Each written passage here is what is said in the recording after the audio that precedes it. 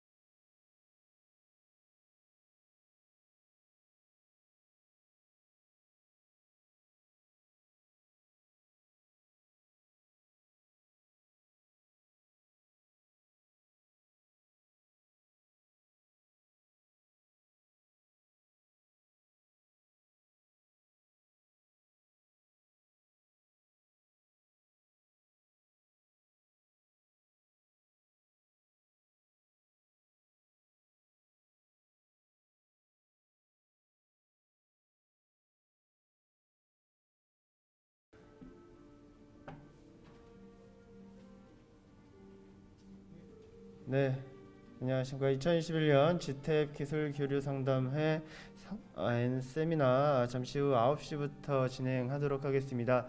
자, 지금은 원활한 행사를 진행하기 위해서 잠시 테스트를 진행하고 있습니다. 잠시 후 9시부터 시작하겠습니다.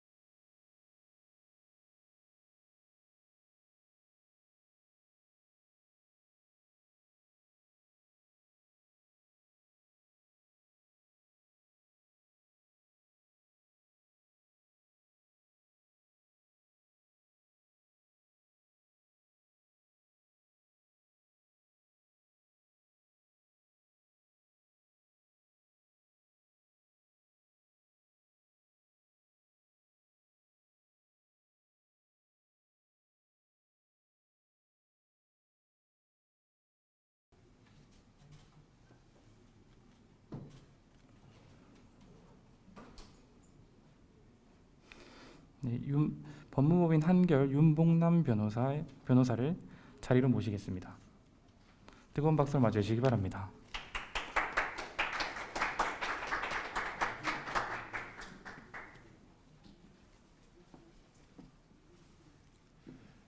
안녕하세요. 저는 한결의 윤봉남 변호사라고 합니다. 22년차 변호사고요. 지적재산권과 라이센스 분야 업무를 하고 있습니다. 그래서 오늘 여러분들과 함께 나눠볼 얘기는 국제 라이센스 계약의 주요 법률 쟁점이라는 제목으로 하는데요. 한 가지 양해 말씀을 드리자면 이 계약은 무슨 영문 계약서를 가지고 영어 해설을 하는 강의는 아닙니다. 그 국제 계약에서 어떤 분쟁들이 주로 발생할 수 있는지에 계약상의 쟁점을 살펴보고 거기에 어떻게 경영적으로 대처할지에 대해서 주로 얘기를 할 거고요.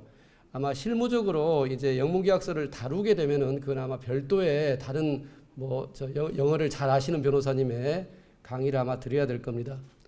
오늘 제 강의는 그러니까 실제 분쟁 사례 몇 개를 먼저 다뤄볼 거고요. 다 제가 진행했던 분쟁들입니다. 참고로. 그리고 라이센스 계약이라는 말이 참 익숙치 않은데 우리가 기술 교류, 기술 수출을 한다고 할 때 라이센스는 매우 중요한 핵심 요소인데 그 라이센스의 법적인 의미에 대해서 한번 유형이 뭐고 체크리스트가 뭔지를 살펴보는 시간을 갖도록 하겠습니다. 사실 라이센스 계약은 굉장히 복잡한 계약의 유형입니다. 따라서 그 체크리스트를 이렇게 정리한다는 게 쉬운 일은 아니에요. 그러나 그동안의 라이센스 계약에서의 여러 분쟁을 바탕으로 해서 어떤 쟁점들이 주요하게 발생할 수 있는지 그에 대해서는 어떤 대처가 필요한지 그런 정도의 시간을 갖도록 하겠습니다. 그리고 이제 실제 계약을 체결하려면 협상을 해야 되는데 어떤 방식의 협상이 필요할지의 실무 예제를 하나 제시해 드리겠고요. 그 국제계약상에서의 쟁점들을 마지막 마무리로 하도록 하겠습니다. 자, 시작하겠습니다. 제가 처음으로 소개할 사건은 중국과의 라이센스 계약인데요. 참고로 여기 있는 나라들은 실제 제가 겪었던 분쟁의 나라들을 제시하고 있습니다만은 나는 다른 나라니까 상관없어 그런 거 아닙니다. 실제로 국제계약에서는 여러 형태로 그 분쟁이 반복이 될 수가 있기 때문에 실제 제시된 나라와 상관없이 자기가 거래하는 나라에서도 같은 일이 벌어질 수 있다는 점을 유념해 주시기 바랍니다. 한국에 유명한 완구업체가 있어요. 이 완구 파는 것도 간단한 일은 아닙니다. TV 방송에서 애니메이션하고 같이 이렇게 조인을 해가지고 완구를 판매하는 게 통상의 경영인데요. 굉장히 그러니까 잘 나가는 회사입니다. 그래서 중국 쪽에서 컨택이 왔어요. 그래서 굉장히 비싼 돈으로 한 20억 가량의 돈인데요. 한국 돈. 20억 가량의 돈으로 중국 쪽의 완구 라이센스에 말하자면 허락을 해줬습니다. 그런데 얼마 지나지 않아서 그러니까 중국에서도 당연히 한국 아이들이 좋아하는 애니메이션도 방영하고 그 완구를 이제 중국에서 판매를 수입해서 가는 건데요. 수입해서 판매하는 건데요. 갑자기 비슷한 완구가 자기 브랜드로 만들어지고 심지어는 중국 애니메이션에 유사한 형태의 애니메이션까지를 만들어버린 거예요. 그러니까 침해 행위가 발생한 거지요. 라이센시가 계약을 위반하여서 침해 행위를 한 건데 야 이거 황당해가지고 이걸 어떡하지 하고 법적 대응을 막 하려고 보니까 하나 걸리는 게 있었어요. 뭐냐면은 이제 전속관할 조항이라는 말을 혹시 아신지 모르겠는데요. 그러니까 무슨 얘기냐면은 자 중국 라이센시한테 우리 한국 완구업체가 라이센스를 주면서 만약에 계약에 분쟁이 생기면은 한국에 있는 서울중앙지방법원에서 우리 분쟁을 해결하자 하고 합의를 해놓은 겁니다. 게다가 그 합의를 전속합의로 했기 때문에 다른 법원으로는 갈 수가 없어요. 그러면은 흔히 생각하기로는 그러면 한국에서 하면은 한국 기업에 유리한 판단을 하니까 더 낫지 않을까요? 천만의 말씀입니다. 어떤 단점이 있냐면은 한국에서 만약에 판결을 받게 됐을 때 이 한국 기업은 중국 기업을 상대로 예컨대 20억, 30억의 손해배상을 판결을 받았다 칩시다. 근데 잊지 말아주셔야 될 것은 판결이라는 것은 그냥 법원이 너 이겼어 하고 인정해 준 것일 뿐이지 그 자체가 집행을 할 수 있는 건 아닙니다. 다시 말해서 해당 중국 기업을 상대로 손해배상이든 어떤 판결을 집행을 하려면은 다시 그 한국 법원의 판결을 가지고 중국에 건너가서 중국 법원한테 중국 뭐 예컨대 상해 소재라면은 상해 법원에 다시 내가지고 이 법원을 인정해 주세요 하고 집행 판결을 받아야 됩니다. 무슨 말씀인지 아시겠죠? 따라서 이 한국 완구업체는 딜레마에 빠지게 되었어요. 다시 그 계약상으로 계약할 당시에는 미처 예상하지 못했던 상황이 분쟁에서 발생해 버린 겁니다. 내가 딜 파워도 꽤 되고 나한테 유리하니까 한국의 서울중앙지방법원에서 분쟁을 하자 하고 합의를 해놓은 것까지는 잘한 일입니다. 그러나 그게 멀리 못 내다본 거지요. 물론 만약에 그 중국 회사가 한국에 어떤 재산권을 가지고 있었다. 그렇다면 얘기는 달라집니다. 그렇다면은 한국 법원 가지고 한국에서도 집행 가능합니다.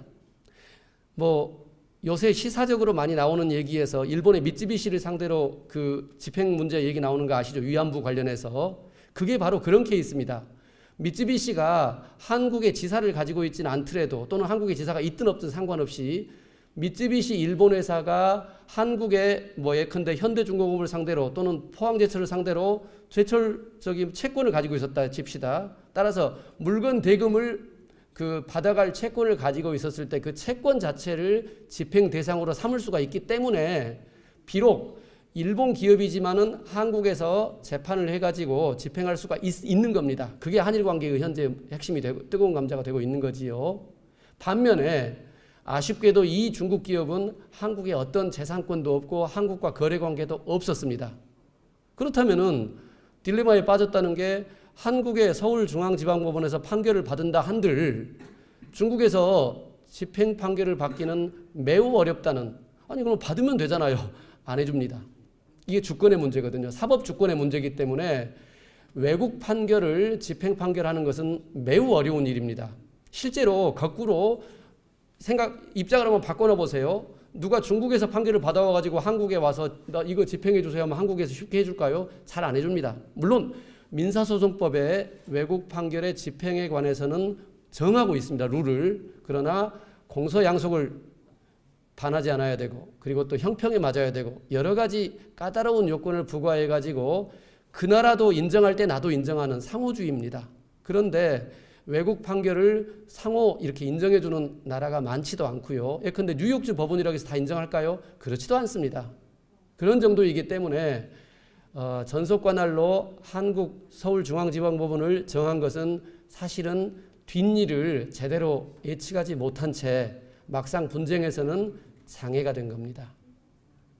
계약상 어떤 고민을 해야 되는지 실제 사례를 이렇게 보여드린 거고요.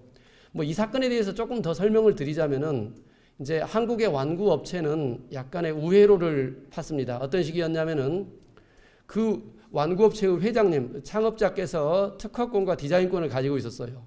이 완구도 요새 복잡한 완구들은 다 특허도 있고 기술적으로 어떤 특허를 가지고 있기도 하고요. 디자인권은 특허하고 좀 다른 영역이죠. 모양, 형상 가지고 이제 권리가 있는 건데요. 그 두 가지 권리를 중국 쪽에도 가지고 있었기 때문에 다시 말해서 특허권과 디자인권에 대해서 중국 현지 특허 디자인권을 가지고 있었던 개인이 이제 회장님이셨어요. 그래서 회장님이 개인 명의로 바로 중국 현지의 특허 침해 금지 그 다음에 디자인권 침해 금지 및 손해배상 청구를 제기를 합니다. 그러면은 언뜻 보면은 또 해결이 된 것 같잖아요. 근데 상대방 업체도 반격에 나섭니다. 상대방 업체는 어떤 반격에 나서냐면은 한국에 있는 완구 업체를 형사 고발해 버립니다. 한국에. 왜? 네가 특허권자인 줄 알고 나는 라이센스 계약을 맺었는데 나를 사기쳤네. 20억이나 되는 큰 돈을. 이런 식으로 해서 괴롭히게 됩니다. 물론 뭐 뒷얘기를 조금 더 말씀드리자면은 고소 사건에 대해서는 무혐의 판결을 받기는 받았습니다. 아니 라이센스 계약은 정상적으로 체결된 건 맞으나 중국 업체가 라이센스 계약을 위반했기 때문에 발생한 일이기 때문에 그러나 매우 복잡한 과정을 거쳤다는 것을 말씀드리고 싶습니다. 다시 말해서 우리한테 유리하다고 해서 한국 법원이 전속관할로 한 게 잘한 일이 아니었다. 이런 결론에 이르게 되지요. 그러면 여러분께서는 당장 그러면 솔루션이 뭐라는 거야 하고 해답에 고민을 하시게 될 겁니다. 제가 제시해 드릴 수 있는 답은 중재입니다. 뭐 제가 저도 대한상사중재원의 중재인이기도 하지만 중재 자체를 홍보하기 위한 자리 아닙니다. 한국 법원의 전속관할만으로는 집행력에 문제가 있을 때 그 대안으로 생각해 볼 수 있는 것은 국제중재가 맞습니다. 다시 말해서 대한상사중재원에도 국제중재센터가 있지 않습니까? 그러면은 한국에 있는 대한상사중재원을 중재하기로 국제중재 합의를 하면은 상대방 국가가 만약에 뉴욕협약에 중재에 관한 뉴욕협약이라고 해서 70개국이 채약국인 뉴욕협약이 있습니다. 뉴욕협약이 채약국일 경우에는 중재 판정의 집행이 의무화되어 있습니다. 그렇다면은 충분히 중재 판정으로도 말하자면은 그 집행력을 확보할 수 있는 이점이 있다. 오히려 한국의 서울중앙지법원의 판결보다도 더 유리하다. 이렇게 제시할 수 있을 것 같고요. 다만 이제 또 협상을 하다 보면은 아니 내가 대한상사중재원의 중재 판정을 받기에는 네 나라 아니냐 라이센스 네 나라들 네 나라 중재원에 받는 게 좀 부담스럽다 이런 제안이 또 나올 수가 있겠죠. 그럴 때는 제3국 중재를 감안할 수가 있습니다. 다만 한 가지 또 애로사항이 제3국 중재로 가장 많이 이제 선호되는 게 싱가포르 중재인데요. 시에텍은 굉장히 그 SIAC, 시액 그 싱가포르 국제중재센터는 굉장히 유명하고 신뢰도도 높습니다. 다만 비용이 좀 많이 듭니다. 그런 단점이 있다 보니 제3국 중재도 이제 여러 가지 이제 감안해야 될 사항이 꽤 있고요. 상대방만 괜찮다면은 저는 대한상사중재원의 국제중재센터를 활용하시기를 권해드립니다. 그리고 이제 한 가지 덧붙여서 중국 시장에서의 라이센스 관리 문제에 대해서 한 가지 말씀을 드리자면은 뭐 이 중에는 중국에 대한 관심도 있고 인도네시아나 다른 나라에 대한 관심도 많고 이 나라별로 특색이 다를 텐데요. 중국 시장의 라이센스 관리가 좀 어려운 점이 많습니다. 그래서 실제로 진출했다가 라이센스 문제 때문에 굉장히 많은 애로사항을 겪은 이 기업들을 많이 보는데요. 지금은 좀 나아지고 있다고는 하는데 아직 멀었습니다. 그래서 실제로 만약에 이런 라이센스에 관을 해가지고 진행을 할 때는 향후에 말하자면 침해 문제가 발생했을 때 어떻게 대응 체계를 갖출지 이제 저희 같은 경우는 중국 변호사가 있다 보니까 네트워크 형태로 해가지고 중국 각 성별로 이렇게 네트워크를 갖춰놔야 됩니다. 그 정도로 침해 대응에 대해서 긴밀하게 하지 않으면 안 될 텐데요. 보통은 이제 현재 라이센스 C가 그런 대응을 하게 되는데 직접 진출을 하게 된다면 라이센스 O도 관리를 해야 될 거고 그 다음에 라이센스 C가 독점권이 아니라 단지 통상실시권에 불과하다. 그럴 때는 라이센스 O인 특허권자가 직접 현지 관리를 또 해줘야 될 의무가 생길 수 있거든요. 그건 이제 이따 더 자세하게 설명하겠습니다만은 그래서 시장별로 어떻게 라이센스 관리를 할지에 대한 어떤 고민과 대책이 필요할 수 있습니다. 자, 두 번째 사례를 말씀드리겠습니다. 화학 제품이라고 했는데 실제로는 반도체에 들어가는 화학약품입니다. 따라서 반도체 제품이라고도 말할 수 있을 텐데요. 이쪽에서 이제 그 말하자면 우리도 70년대에는 일본으로부터 기술을 도입받았지 않습니까? 그래서 70년대에 말하자면 한국에 있는 D사가 일본 P사로부터 반도체 공정에 쓰이는 화학약품을 라이센스를 받았습니다. 그런데 이 화학약품은 세정제라고 해가지고요. 뭐 이쪽 분야에 좀 아시는지 모르겠는데 웨이퍼가 있을 때 웨이퍼를 이렇게 씻어내고 거기에 구리로 이렇게 뭐 예컨대 구리 같은 어떤 도체로 이제 반도체 어떤 설계가 그림이 갔을 때 그걸 씻어내는 게 세정제입니다. 다들 아주 화학약품입니다. 아주 뭐 사람한테 피해도 있을 수 있는 화학약품들인데요.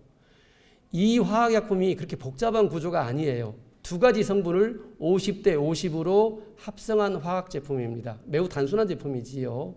근데 어쨌든 그런 제품에 대해서 우리는 합성 기술이나 이 노하우가 없었기 때문에 라이센스를 제공받아서 사업을 했습니다. 그런데 이 계약이라는 게요. 처음에 이제 이거는 한국 업체가 라이센스인 경우입니다. 일본 업체로부터 라이센스를 받은 경우에 제가 이제 한국 업체를 대리한 케이스인데요. 나는 라이센스 O라서 관심 없는데요. 아니요. 상대방 입장을 알아야지 나도 같이 공부할 수 있는 나도 어떤 점에서 어떤 걸 해야 될지를 고민하게 되는 점이 있다 보니까 함께 소개해 드리겠습니다. 그리고 실제로 어느 쪽의 입장인지에 대해서와 무관하게 배울 점은 분명히 발생할 수가 있기 때문에 한번 살펴봐 주시기 바랍니다. 한국 업체는 이제 한 20년 정도 이렇게 이 장사를 하다 보니까 이제 노하우가 좀 생겼습니다. 나도 이 성분 정도는 자체 개발할 수 있어 해가지고 독립을 하겠다고 한국 업체가 선언을 하면서 계약을 종료해 버렸습니다. 계약을 종료하고는 신제품을 만들었습니다. 근데 그 신제품은 공교롭게도 그 스몰 a, 스몰 b 성분이 55대 40. 그러니까 50대 50인 그 제품과는 분명히 다르죠. 숫자상으로. 거기에다가 스몰 c, 스몰 d 그 성분 두 개를 5%씩이라 했는데 합계 5%입니다. 3%, 2% 해가지고 합계 5% 해서 합하면 100% 되겠지요. 네 가지 성분이. 그러면서 기존 제품과는 다른 제품이라고 자기들은 광고를 하면서 신제품으로 출시를 했습니다. 자, 일본의 라이센스 오는 난리가 났죠. 얘들 봐라. 이렇게 비껴가? 마침 이 계약 조항에서는 어떤 조항이 있었냐면은 계약이 종료된 이후에도, 그러니까 원래 OEM 생산이라고 해서 주문자 상표 부착 그 어떤 생산을 하고 있었는데요. 계약이 종료된 이후에도 at any rate, 영어로 at any rate인데 어떠한 비율로도 이 small a, small b 성분은 혼합하지 마, 섞지 마. 그러면은 이 계약을 위반한 거다 하면서 한국 법원에다가 제조 판매 금지 가처분을 제기했습니다. 여러분이 하나 잊지 말아야 될 게 그 법을 조금 아시는 분이 이제 착각하기 쉬운 게 법을 위반하면은 손해배상 쪽을 먼저 생각할 수가 있는데요. 왜냐하면 금전배상이 원칙이라는 말에 현혹이 돼가지고, 그러나 계약을 이행하게 하는 이행청구가 사실은 더 먼저 생각해야 될 바입니다. 그러면은 이렇게 계약 종료 이후에 어떤 유사한 제품을 판매하지 말도록 하는 약정을 경업금지 약정이라고 하는데, 한자말로 하면은 경쟁할 때 경자가 들어가고 업할 때는 이제 업종할 때 업자가 들어가지요. 따라서 유사한 업종에 경쟁이 될 만한 일을 하지 마라. 이게 경업금지 조항인데요. 그런 경업금지 조항이 있었을 때 사실은 굉장히 강력한 조치가 바로 제조 판매금지 가처분이 되는 겁니다. 근래에 제가 하고 있는 소송 중에 하나에서 역시 유사한 형태의 판매금지 가처분이 제기가 됐는데요. 독점 계약에 기해서 그 가처분은 제기되었습니다. 무슨 얘기냐면은 너 나한테 말고는 팔지 마 하는 독점 공급 계약을 맺었는데 딴 데 팔았을 때 판매금지 가처분 해가지고 바로 그 판매 행위를 중지시킬 수가 있고요. 그러면은 그걸 말을 안 들으면 어떻게 해요? 말을 안 들으면 간접강제라고 해서 하루당 100만 원, 하루당 1000만 원, 이거는 이제 실제 침해 행위의 규모에 따라 달라집니다. 그렇게 간접강제를 매겨서 말하자면은 판매나 제조를 막는 조치가 가능합니다. 다음으로 가처분 1심에서 D사는 한국의 라이센스인은 승소했습니다. 왜? 제품이 다르다 하고 1심 법원은 판단한 겁니다. 그러나 서울고등법원 2심에서는 판단을 달리했습니다. 이 조금 더 전문적인 얘기가 나옴을 양해해 주시기 바라는데요. 특허 침해에서 균등 침해라는 논리가 있습니다. 그건 무슨 얘기냐면은 특허 침해는 원래 청구왕의 문헌 침해라고 해서 청구왕 그대로가 침해여야지 그걸 침해로 인정하는데 반해서 균등 침해는 좀 그걸 넓혀줍니다. 똑같은, 그러니까 균등론이라고 해서 그 A 기술을 B 기술하고 똑같은 걸로 볼 수 있어. 이랬을 때는 침해라고 확장을 해서 인정해 줍니다. 서울고등법원은 그 논리를 활용했습니다. 다시 말해서 A, B의 두 가지 성분이 95% 이상 함유되어 있고 다른 성분이 포함되어 있다 하더라도, 즉 CD 성분이 포함되어 있다 하더라도 그 CD가 어떤 탁월한 효과를 발휘하지 않은 한은 회피 성분에 불과하다.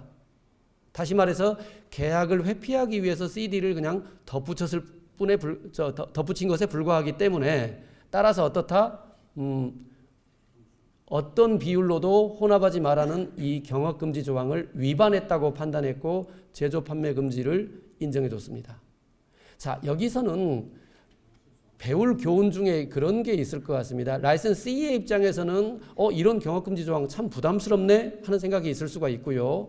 반면에 라이센스 O, 즉 권리자 입장에서는 내가 적어도 어떤 기술을 라이센스 했을 때 그 라이센스 기간이 종료된다 하더라도 그 이후에 유사한 일을 못하게 하는 어떤 다른 방법이 또 있을 수가 있구나 하고 확장형의 아이디어를 생각해 볼 수가 있습니다. 다만 이 부분을 무한정 너무 확장한다면 상대방의 권리에 대해서 너무 과하게 침해하는 경우가 있을 수가 있고, 그럴 경우에 상대국에서의 공정거래위원회의 어떤 역공이 나올 수가 있기 때문에 그런 점은 주의하시기 바랍니다. 세 번째, 역시 중국입니다. 이번엔 상표입니다. 자, 고급 의류 라이센스인데요. 지금도 판매 중인 라이센스입니다. 참고로 이게 2000년대 초반에 이제 한국에서 중국으로 진출할 때는 이제 말하자면은 개별적으로 진출하는 걸 넘어서서 라이센스 기술 수출 형태를 이제 진행을 하게 되는데요. 이제 의류의 경우에는 무슨 제조 기술이 따로 있다기보다는 디자인 쪽이나 상표 브랜드 쪽이 아무래도 중요하게 되겠죠. 그래서 소비재 쪽을 취급하는 쪽에서는 이렇게 상표 라이센스 계약 이런 형태로 진행이 될 텐데요. 저는 이제 죄송합니다. 북경에 있는 이제 회사인데 제가 이때는 그 B사, 중국의 B사를 이제 대리해서 이 사건을 진행을 했었는데요. 북경 부근에 한 1000명 정도의 종업원이 있고요. 거기서는 이제 자기 브랜드로 옷을 판매를 하고 있는데 한국 브랜드가 나름대로 인기가 있어 보이니까 한국 브랜드를 수입해 가지고, 근데 수입을 어떻게 하느냐?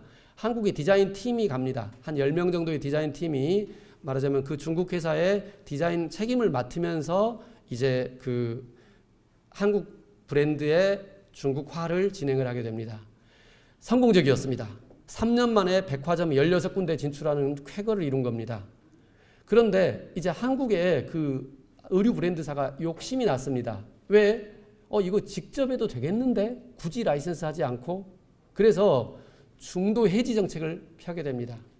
마침 그 중국 회사가 라이센스 로열티를 한 2달 정도 지연한 게 있었고, 그 다음에 또 다른 핑계거리가 있었습니다. 그래가지고 다른 핑계거리 뭐였냐면은 가게 디자인이 유사하게 해서 자체 브랜드의 디자인을 모방을 했다. 자체 브랜드의 디자인에서 한국 디자인을 모방했다. 이게 쟁점이었는데요. 그 통지를 어떻게 날렸냐면은 백화점 16군데에 직접 날려버렸습니다. 이거 굉장히 치명적입니다. 다시 말해서 그냥 중국 B사한테 너 왜 라이센스 계약 침해했어? 이제 계약 위반하지 마 하고 경고를 한 게 아니고요. 경고를 함과 동시에 중국 백화점 16군데에다가 나 얘하고 이제 계약 끝났어 하고 통지를 해버린 겁니다. 그 다음날 16군데에서 다 철시했습니다. 왜? 중국도 백화점 하면은 어쨌든 소비자 신뢰를 얻고 있는 곳인데 거기에 불법 상표가 온 거니까 이제 상표 라이센스 계약이 해지된다고 하니까 다 백화점에서 철시 명령을 해가지고 문 닫아버린 겁니다. 중국에 남아있는 재고만 해서 한 22억 정도. 그러니까 갑자기 중국 회사 입장에는 한 방에 맞아버린 거죠. 그래서 22억 재고를 처분할 길도 없이 그냥 해지를 맞게 되었습니다. 제가 이제 이때는 역시 중국의 라이센스 C 쪽을 이제 대리를 했다고 했는데요. 어려운 소송입니다. 간단치는 않은 소송이 뭐가 있냐면요. 첫째, 라이센스 계약이 해지될 만큼 잘못을 했어에 대해서 한국 법원의 판단. 여기서 하나. 중국과 한국에 손해배상 소송을 제기했다는 거에서요. 처음에 중국에 제기된 건 저한테 말을 안 해줘서 몰랐어요. 그냥 한국에 소송을 제기하고 싶다고 해서 한국에서만 소송을 제기했었어요. 재고 22억 플러스 나머지 2년간의 기대 소득 얼마 해가지고 한 35억짜리 소송을 제기했는데요. 소송 도중에 북경에도 제소한 게 나중에 드러난 거예요. 그래서 한국 법원에서는 명령을 합니다. 야, 이거 중복 제소야.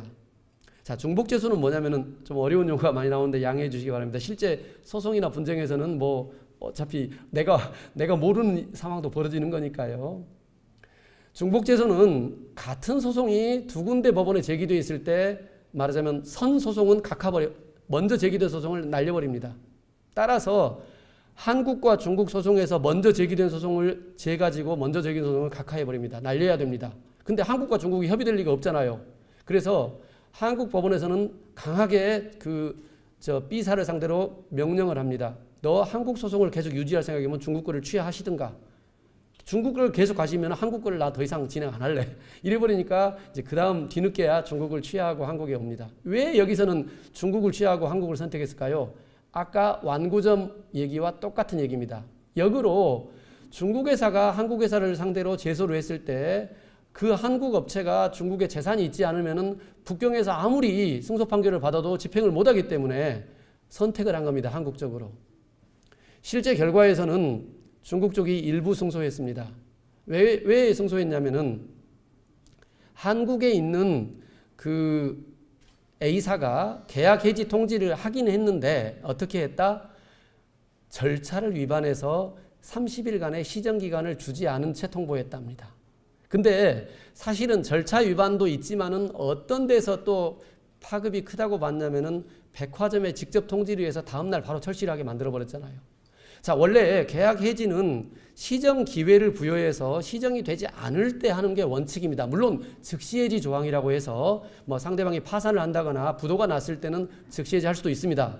그러나 그런 특별한 조항에 해당되지 않은 한은 30일간의 시정 기회를 주고 시정이 안 됐을 때 해지되는 게 특징입니다. 그런데 이 A사는 급했어요. 근데 급할 뿐만 아니라 너무 과격했죠. 그 절차상의 위반을 이유로 한국 법원에서는 A사를 패소를 시키게 됩니다.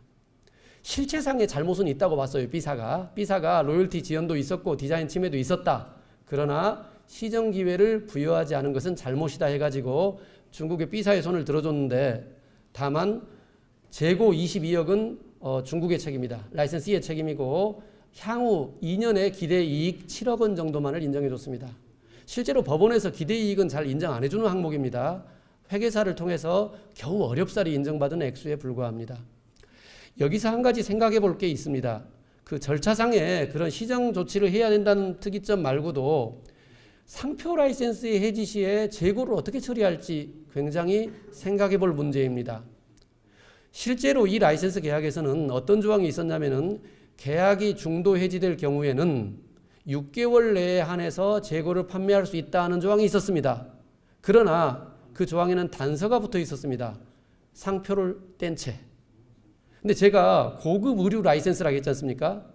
고급 의류를 상표를 떼게 되면은 뭐 완전히 이거는 땡처리도 아니고 굉장히 뭐 그야말로 겨우 옷감값 정도가 나올 것이 될까요? 그 정도로 어려운 조건이었던 거지요. 따라서 우리가 라이센스 계약을 중도 해지를 어떤 절차에 받을지, 그리고 또 혹시 해지가 된 이후에 조치가 필요한지에 대해서 라이센서로서도 기술 쪽 권리자 제공자 쪽에서도 생각해 볼 이슈가 될 겁니다. 자, 마지막 분쟁회의입니다. 분쟁회의를 하다 보니까 시간이 많이 흘렀는데요. 제가 분쟁회의를 강조해서 말씀드리는 이유는 실제 여러 가지 조항들 얘기하고 하는 것보다 훨씬 더 선명하거든요.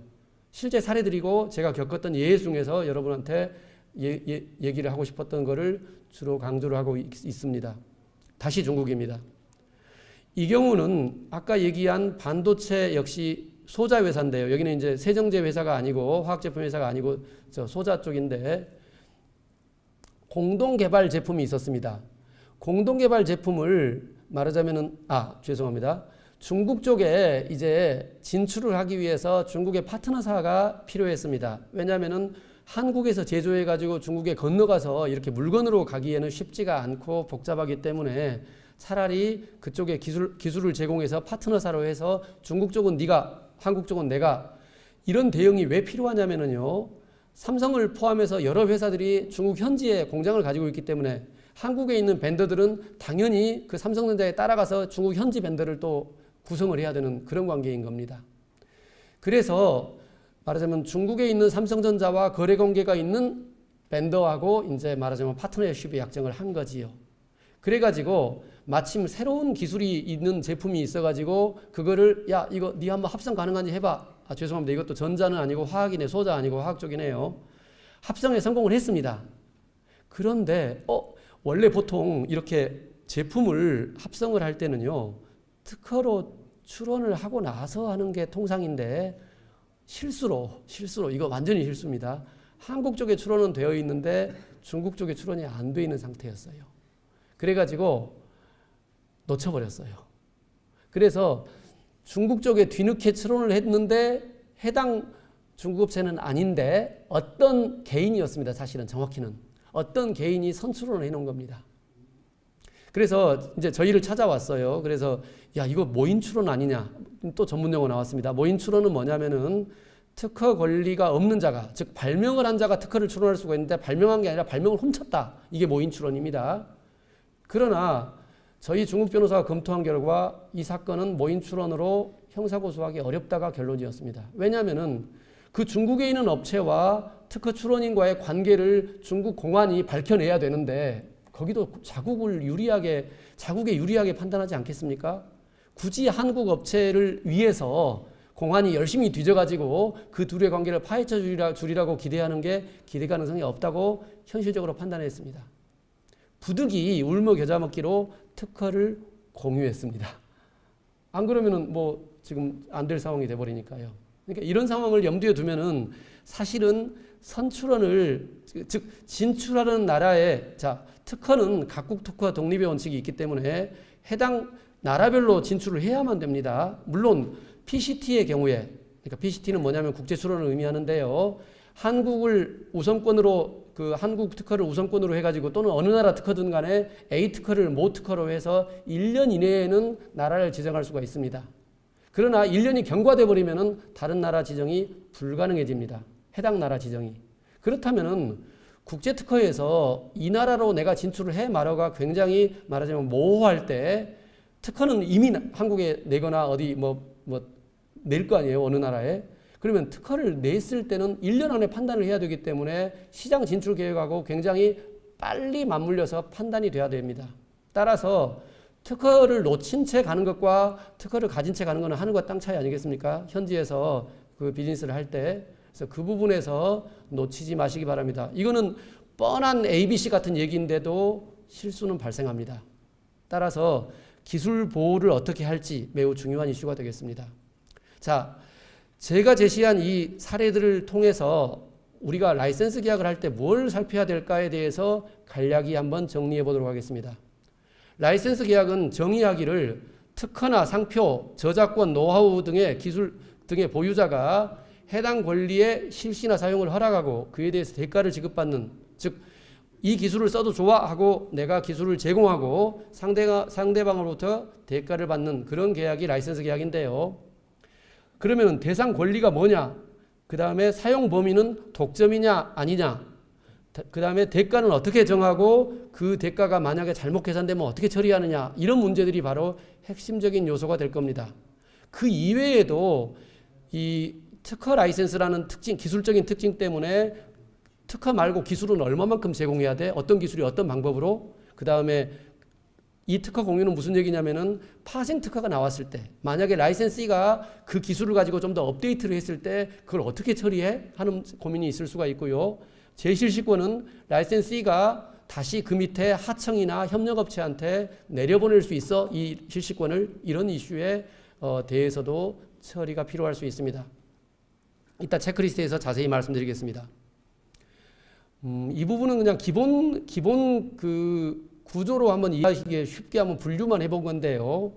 보통 우리가 특허라고 말할 때는 기술적인 요소가 있을 때, 테크니컬 요소가 있을 때 특허라고 하고 실용신화는 그보다는 더 작은 소 특허라고 볼 수가 있겠지요.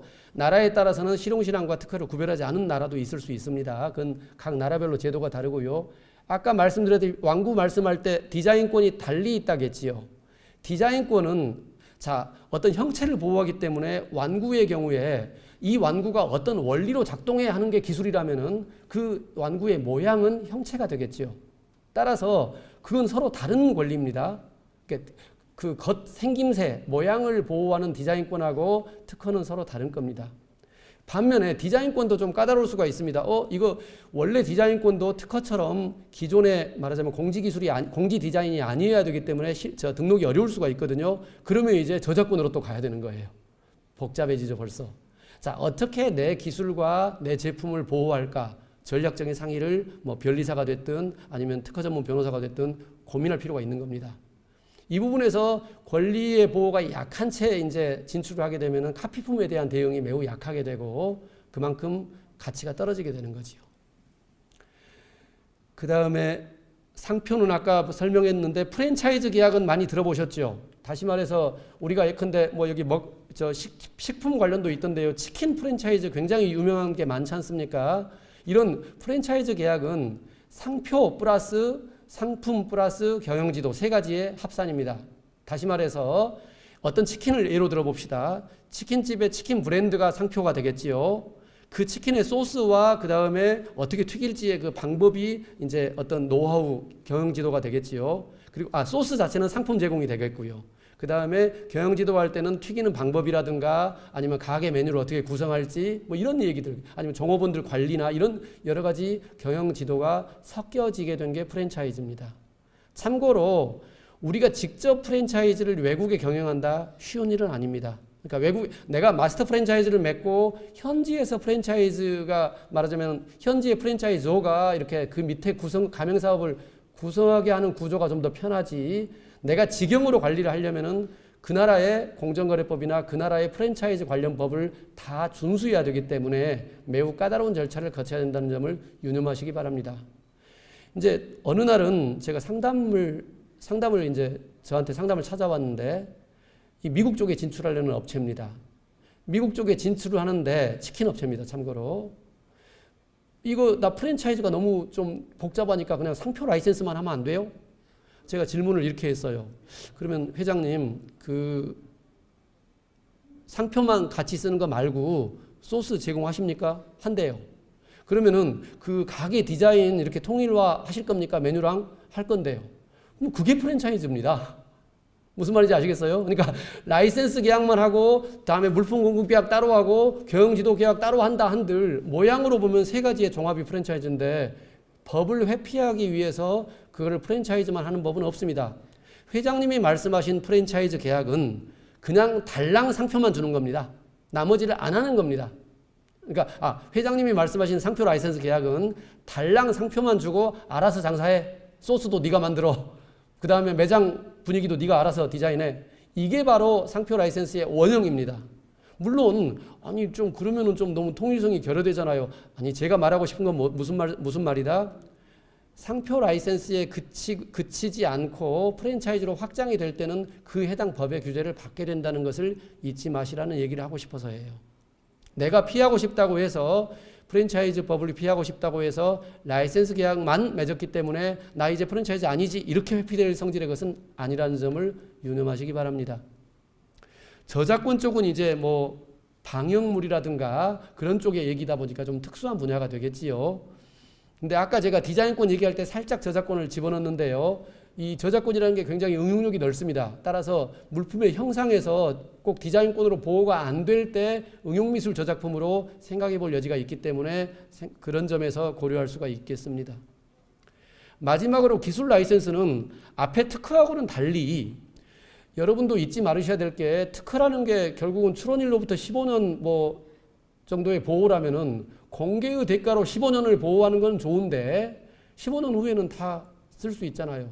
그리고 15년 이내에도 공개가 됐기 때문에 출원한 지 뭐 1년이 지나면 공개가 되기 때문에 그 공개된 기술을 바탕으로 딴 사람들이 개량 특허를 내거나 업그레이드 회피 기술을 얼마든지 또 낼 수가 있는 특성이 있거든요.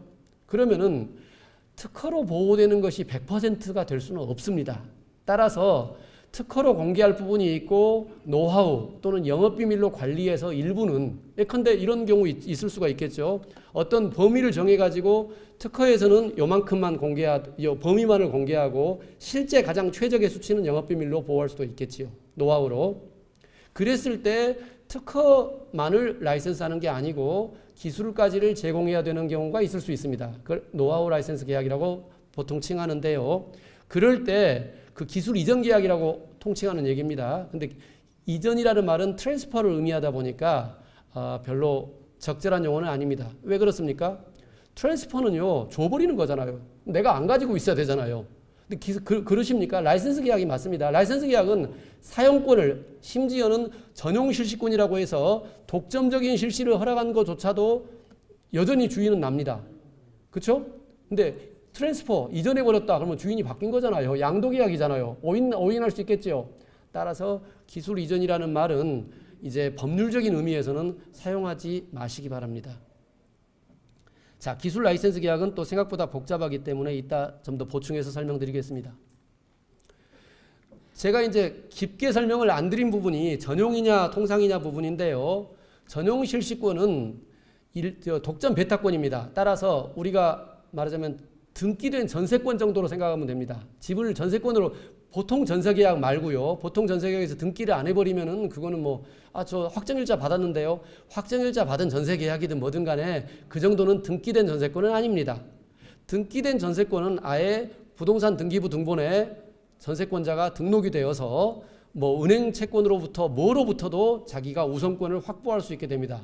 그거를 물권이라고 칭하는데요. 우리 법상의 용어로. 물권은 무슨 말이냐? 제3자에 대해서도 배타적 권리를 행사할 수 있다가 물권적인 의미입니다.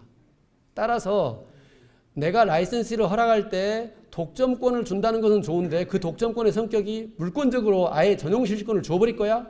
아니면 저 밑에 나와 있는 독점적 통상 실시권으로 그냥 야, 둘 사이에서 내가 딴 놈한테는 안 줄게 하고 약속하는 정도에 그칠 거야? 차이가 있습니다.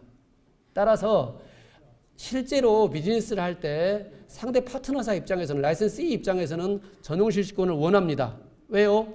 자기들이 직접 물권적으로 권리 행사를 할 수도 있고 심지어는 은행 가서 그걸로 대출 받을 수도 있고 말하자면 우리 등기된 전세권자만큼의 그 이상의 어떤 효력을 발휘할 수가 있기 때문에 전용 실시권을 원할 수 있습니다. 반면에 전용 실시권을 줘버리면은 그만큼 특허권자의 지위는 매우 약화됩니다. 그야말로 수수료 받는 관계밖에 안 남는 거잖아요. 나머지 다 내줘버렸으니까. 그랬을 때 그런 단점들이 또 있을 수가 있기 때문에 잘 고려하시고 전용 실시권을 주면 또 그만큼 대가는 높아야 되겠지요. 또는 그때는 로얄티를 할 때도 최소 실시료가 필요하겠죠. 무슨 얘기냐면은 상대방이 사업을 제대로 못 해가지고 뭐 매출액의 몇 프로 했는데 매출액의 몇 프로 로얄티가 장사가 안 되면 몇 프로가 빵원이 될 수 있는 거잖아요. 또는 아주 소액이 될 수 있는 거잖아요. 전용 실시권을 줬음에도 불구하고 소액만을 받는다. 이거는 뭔가 밸런스가 안 맞단 말이에요. 그랬을 때 최소한 얼마를 받기로 한다라든가 제가 봤던 계약서에서는 아예 물품의 판매량과 연동하지 않은 채 무조건 생산 개시일로부터 1년 차이는 얼마, 2년 차이는 얼마 이렇게 고정액을 받도록 하는 경우도 있었습니다. 이거는 결국 여러분들께서 리스크와 말하자면 리스크를 얼마 지고 얼마만큼 그러니까 확정 이익이냐 뭐 요새 뭐 신문에도 나는 얘기던데요. 확정 이익이냐 아니면은 변동 이익이냐 초과 이익을 바랄 거냐의 어떤 견해 차이에 따라 다를 수가 있습니다. 뭐 잠깐 밖으로 세자면 오징어 게임을 통해서 얼마를 벌었대는데 이런 나쁜 놈들 이렇게 생각할 수도 있지만은 사실은 어쨌든 컨텐츠가 이렇게 대박이 나는 게 쉽지 않거든요. 영화 투자가 그렇지 않습니까? 영화 투자도 쉽지 않아요. 거기서 대박 나기가. 그렇게 보자면 꼭 뭐 N사를 꼭 뭐 비난할 거는 또 저는 아니라고 보는데요. 저 지재권 변호사 입장에서는. 다시 원위치 돌아와서 실제로 전용 실시권을 줄 거냐 독점적 통상 실시권을 줄 거냐 전략적으로 고려할 바입니다. 사실은 만약에 이 사람의 어떤 능력이 라이센시로서의 능력이 아직 검증이 덜 됐어. 그러면은 우선 독점적 통상 실시권을 주되 그 독점권을 몇 개 예컨대 1년에 10만 개 이상을 팔면은 독점권을 유지한다. 이렇게 조건을 부과할 수도 있겠죠. 그래서 10만 개 이상을 못 팔면은 독점권을 떼고 다른 사업자한테 줄 수 있도록 사업은 계속 하되 통상 실시권을 가지고 있으니까 사업을 계속할 수는 있되 독점권의 딱지를 떼도록 하는 그런 아주 유연한 전략도 생각해 볼 수가 있을 겁니다. 자, 체크리스트입니다. 시간이 조금 얼마 안 남아서 좀 빨리 가야 되겠네요. 대상 특허의 특정에서는요, 봅시다. 만약에 특허뿐만 아니라 특허 이외의 어떤 기술이 필요했을 때 기술을 어떻게 특정할지 고민됩니다. 그래서 추가 기술이나 다른 특허의 필요 여부에 대해서 고민이 돼야 된다. 그리고 그 기술은 어떤 방식의 리스트를 가지고 어떤 방식으로 교육될지. 그러니까 실제로 교육된다는 말은 간단하지가 않아요. 그냥 기술 자료만 제공하는 것이 끝이라고 생각하는데요. 그걸 가지고 가서 현장에서 어떻게 지도를 하거나 아니면은 뭐 한국에 불러들여서 한국에서 기술 지도를 할지 그때는 비용을 어떻게 부담할지 그 총량은 어느 정도로 할지 그런 여러 가지 고민들이 필요로 합니다. 그러지 않으면 잘못하면 개미지옥에 빠집니다. 다시 말해서 현지 기술지도 명목으로 계속 쏟아부어야 되는데 실제 생산 품질은 안 나올 수가 있기 때문에요. 그런 점은 조심하셔야 될 겁니다. 그 다음에 출원 상태인지 등록 여부인지에 따라서는 값어치가 좀 달라지겠지요. 그리고 등록이 됐다 할지라도 무효가 됐으면 또 값어치가 달라지겠지요. 독점권을 줄지는 아까 설명했고요. 실시료 계산에서는 자 실시료를 어떤 방식으로 정산할지 아까 잠깐 설명했고요. 실사 의무에 대해서 주의하시기 바랍니다. 무슨 얘기냐면은 판매량에 따라서 로얄티를 주는 경우에 판매량을 속인 경우에 이걸 어떻게 실사를 해서 말하자면은 그거를 적발하고 내지는 밝혀낼 수 있을지. 실제로 저희가 미국과의 라이센스 계약을 하다 보면은요, 미국 쪽에서의 실사 조항은 굉장히 파워풀합니다. 그래서 실사 한번 걸리고 나면은 뭐 진짜 아주 한 달간 거기에 매달려야 될 정도로 자료를 많이 받아가거든요. 그래서 우리도 굉장히 꼼꼼하게 실사 조항을 챙겨놓을 필요가 있다 말씀을 드리겠고요. 물론 실사에 드는 비용 문제를 또 생각을 하긴 해야 됩니다. 실시권을 줄 때는 그 나라의 그 특허청이나 이런 데 등록을 할 거냐. 왜냐하면 통상 실시권의 경우는 등록을 할 수도 있고 안 할 수도 있기 때문에요. 재실시는 아까 설명드렸었지요. 밑에 서브 라이센스라고 해서 그 협력업체라든가 그 밑에 벤더들한테 어떤 허락권을 다시 할 수 있도록 할 거냐. 개량 발명이 나오면은 누구한테 귀속할 거냐. 만약에 라이센스홀로서 내가 개량 발명을 했을 때 추가 기술료까지를 더 부과할 거냐 말 거냐. 이런 이슈들이 생각해 볼 수가 있을 겁니다.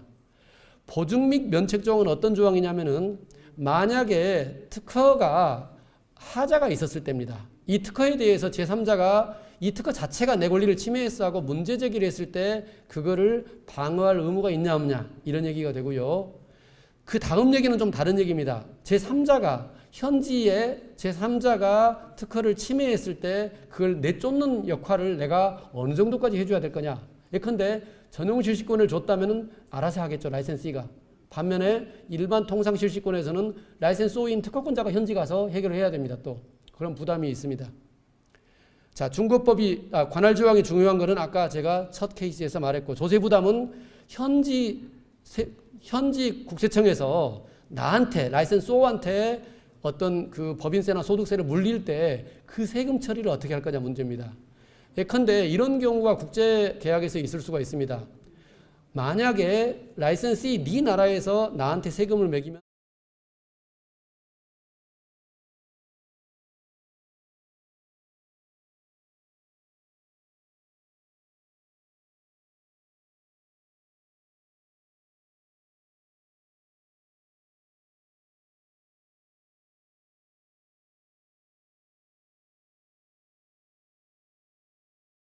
그 이외에도 여러 가지 조항이 있는데 뭐 이거는 참고 조항이라서 그냥 한번 찾기만 하고 확인만 해보기로 하고요.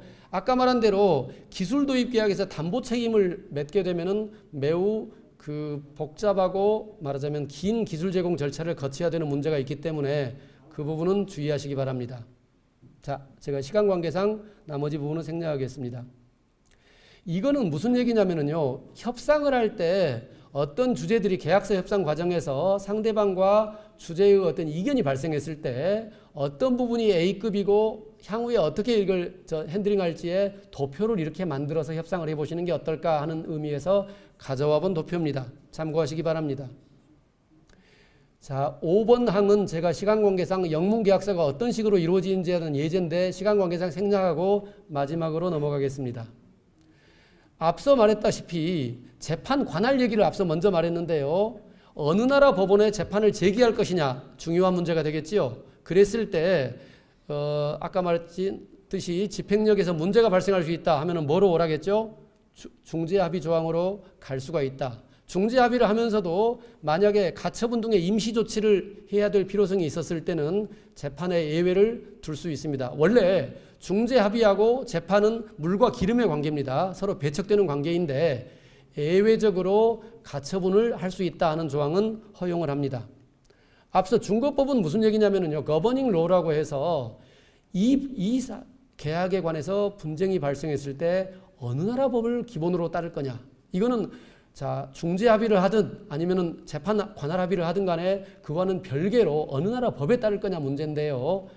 내가 만약에 상대국 법에 대해서 지식이 없다 또는 그에 대해서 서포트 받기가 곤란하다 하면은 당연히 대한민국 법이 더 유리할 겁니다. 아니 그러면은 만약에 상대국에서 중국에서 또는 뭐 인도네시아에서 재판을 해야 되는데 대한민국 법을 적용할 수 있나요? 예, 적용할 수 있습니다.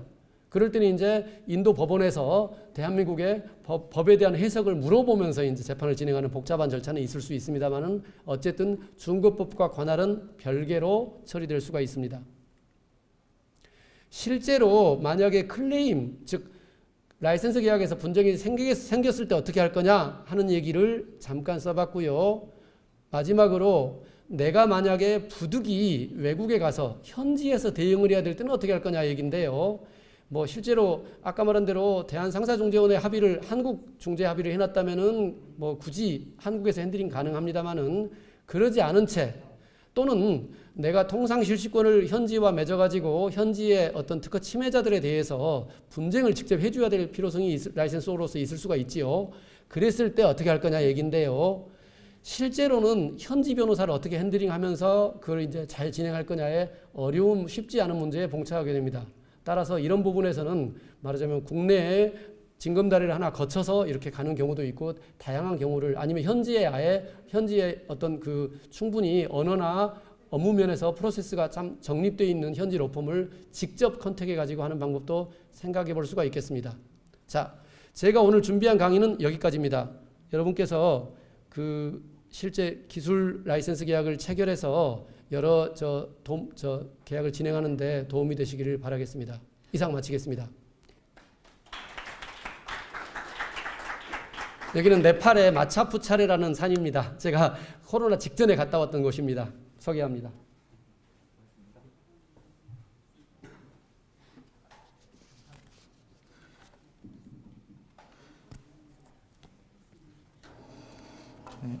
국제 라이센스 계약의 주요 법률 쟁점을 주제로 발표해 주신 법무법인 한결의 윤봉남 변호사께 다시 한번 뜨거운 박수를 보내주시기 바랍니다. 그럼 저희는 잠깐의 휴식 시간을 가지고 10시부터 지금 바로 이 행사장에서 B2B 상담회를 진행하도록 하겠습니다. 수고 많으셨습니다.